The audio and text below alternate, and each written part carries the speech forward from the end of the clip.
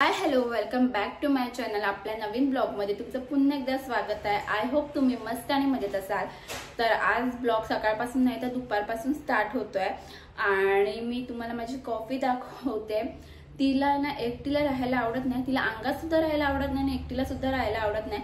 आपण जिकडे जिकडे काम करायला जाऊ किंवा जिकडे पण आपण जाऊन बसू तिकडे ती असतेच असते तिला। त्याच्यामुळे मी तिला इकडे बांधून ठेवले आहे दरवाजाला, तर ती तुम्हाला मी दाखवते कॉफीला।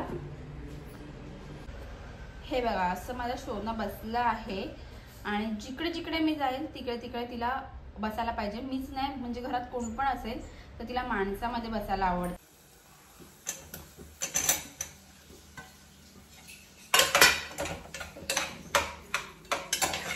आईच्या मैत्रिणींनी हा कवटा दिलेला आहे, ह्याला वुडन ॲपल बोलतात।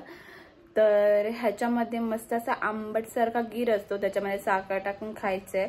तर ते पिकले आहेत आणि मस्त त्याचा स्मेल येतोय, तर ते मी बनवते आणि तुम्हाला दाखवते। आणि एकदम मस्त आंबट गोड लागतं साखर टाकल्यावर, तर ते बनवते आता। पहिला तर आपल्याला खलबत्त्याच्या साहाय्याने कवटी फोडून घ्यायची आहे। त्यानंतर मग कवटीमधला जो गीर आहे तो आपल्याला काढून घ्यायचा आहे। त्यानंतर त्यामध्ये आपल्याला साखर घालून घ्यायची आहे आणि ते व्यवस्थित मिक्स करून घ्यायचं आहे आणि हे मिश्रण 10 ते 15 मिनिटांसाठी बाजूला ठेवून द्यायचं आहे। मग साखर वितळल्यानंतर आंबट गोड गीर खाण्यासाठी तयार होतो। संध्याकाळी मी साफसफाई करायला घेतली होती। दिवाळीमध्ये मला क्लिनिंग करायला भेटलं नाही कारण की माझी तब्येत इतकी खराब होती। जर मी साफसफाई केली असती तर मी अजून आजारी पडली असती, त्यामुळे मी साफसफाई न करण्याचा डिसिजन घेतला। पण दिवाळीमध्ये माझ्या नवऱ्याने साफसफाई केली होती, त्याला जितकं शक्य होईल तितकं त्याने क्लीन करून ठेवलं होतं। आमच्या दोघांमध्ये जर बघायला गेलं तर माझा नवरा जास्त स्वच्छता प्रिय आहे। मोस्ट ऑफ नवरा बायको मध्ये नवरा पसारा घालणारा असतो आणि बायको पसारा आवरणारी असते। पण आमच्याकडे उलट आहे की बायको पसारा करणारी आणि नवरा पसारा आवरणारा आहे। पण मी त्याच्याकडून हा स्वच्छतेचा गुण हळूहळू घेतला आहे आणि आता मार्गशीर्ष महिना सुरू होता आणि खूप पसारा पडला होता, त्यामुळे मी क्लिनिंग करायला घेतलं। सगळ्यात पहिला तर तोंडाला रुमाल बांधून घेतला। थोडी जरी धूळ नाकात शिरली तरी मी आजारी पडते, त्यामुळे सेफ्टी घेऊन काम करायला घेतलं। मग एक एक कप्पा स्वच्छ करायला घेतला, धूळ साफ करून घेतली। तिकडे ज्या वस्तू होत्या त्या स्वच्छ पुसून जागेवर लावून घेतल्या। आपण क्लिनिंग करत असताना आपल्याला काय ना काय सापडते ना। मला लग्नाची पत्रिका सापडली होती, तीच मी तुम्हाला कॅमेऱ्यामध्ये दाखवत होती। आणि हे आहे माझ्या ऑफिस मधून मिळालेल्या सर्टिफिकेट, बेस्ट परफॉर्मन्सचं मला सर्टिफिकेट भेटलं होतं। त्यानंतर मी ड्रेसिंग टेबल सुद्धा क्लीन करायला घेतलं होतं, कारण नको असलेले प्रोडक्ट मला काढून ठेवायचे होते। एक्सपायरी डेट गेले होते ते सगळे प्रोडक्ट काढून ठेवले आणि बाकीचे प्रोडक्ट एका बाजूला करून ठेवले। सर्व क्लीन करून तर स्वच्छ झालं होतं आणि 90% सर्व वस्तू सुद्धा सेट झाल्या होत्या, पण काही वस्तू सेट करायच्या बाकी होत्या। हे सेट करता करता मला 2-3 तास गेले होते आणि आता रात्रीचे 12 सुद्धा वाजले होते आणि खूप कंटाळा सुद्धा आला होता। त्यामुळे जे काही सेट करायचं होतं ते दुसऱ्या दिवशी सेट करू असा डिसिजन घेतला आणि काम इकडेच थांबवलं।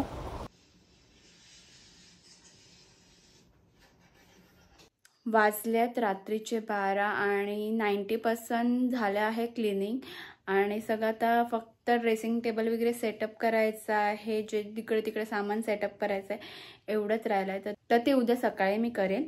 चला भेटू आपण उद्या सकाळी।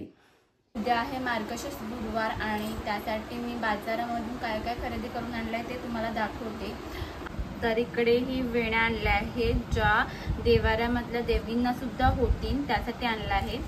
कोण आलं तर त्यांना देण्यासाठी ही फुलांची जुडी, तर ती फुलं आणली आहेत। प्लस मी देवीसाठी मस्त अशी ही वेणी आणली आहे, मार्केटमध्ये होती मस्त अशी वेणी ही, तर ती आणली आहे। त्यानंतर 5 फळं आणली आहेत, खडीसाखर आणली आहे नैवेद्यासाठी, खोबऱ्याची वाटी, शेंगदाणे, कोण आलं तर त्यांना देण्यासाठी केळी, करासाठी नारळ आणला आहे। तर हे मी मार्केटमधून घेऊन आले। ती फुलं तर कधीच आणली आहेत, आता त्याचा हार बनवायचा आहे, तर मी तुम्हाला दाखवते कसा हार मी बनवते ते। आता आमच्या घरून मी काय काय घेतलंय ते तुम्हाला दाखवते। पहिलं तर ही दुर्वांची जुडी, दुर्वा आमच्याकडे रुतले आहेत तर तिकडची घेतली आहे। त्याच्यानंतर आंबा आणि बाकीचे 5 डहाळे आहेत, तुम्हाला मी डिटेलमध्ये नंतर दाखवेल की काय काय आहे ते। प्लस खायच्या पानांचं सुद्धा आमच्याकडे झाड आहे, तर खायची पानं सुद्धा काढून ठेवली आहे ऐन टायमाला कुठे जायला नको त्यासाठी। गुरुवारी जो फोटो मांडतात पूजेसाठी तो आमच्याकडे फार जुना होता, त्यामुळे मी ह्या वर्षी हा असा फोटो घेऊन आली आहे।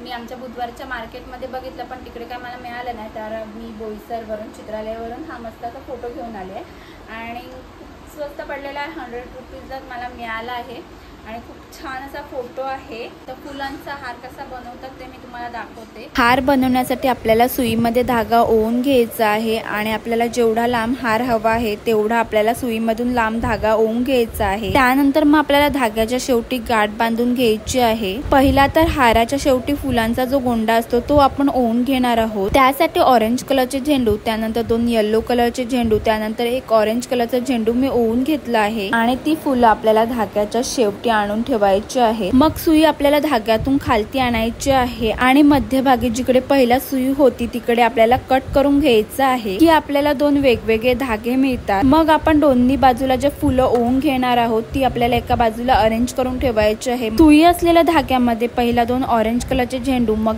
एक येलो कलरचा झेंडू, पुन्हा 2 ऑरेंज कलरचे झेंडू, मग एक येलो कलरचा झेंडू, मग पुन्हा 2 ऑरेंज कलरचे झेंडू मी ओवून घेतले आहेत। सुई आपण मग दुसऱ्या धाग्यामध्ये सुद्धा घालून घेणार आहोत आणि जसं या बाजूला आपण फुलं ओवून घेतली तसंच आपण दुसऱ्या साईडला सुद्धा त्याच अरेंजमेंट मध्ये फुलं ओवून घेणार आहोत। आपला मार्केट सारखा हार तयार, स्वस्त मस्त आणि आपल्याला हवा तसा आपण हार बनवू शकतो। तुम्ही फुलांची अरेंजमेंट तुम्हाला हवी तशी करू शकता। तुम्ही त्यामध्ये आंब्याची पानं सुद्धा वापरून हार बनवू शकतो। तुम्हाला ही हार बनवण्याची पद्धत जर आवडली असेल तर आपल्या चॅनलला like, share, comment and subscribe करायला विसरू नका। अशा छान छान गोष्टी मी तुमच्यासोबत नक्की शेअर करेन।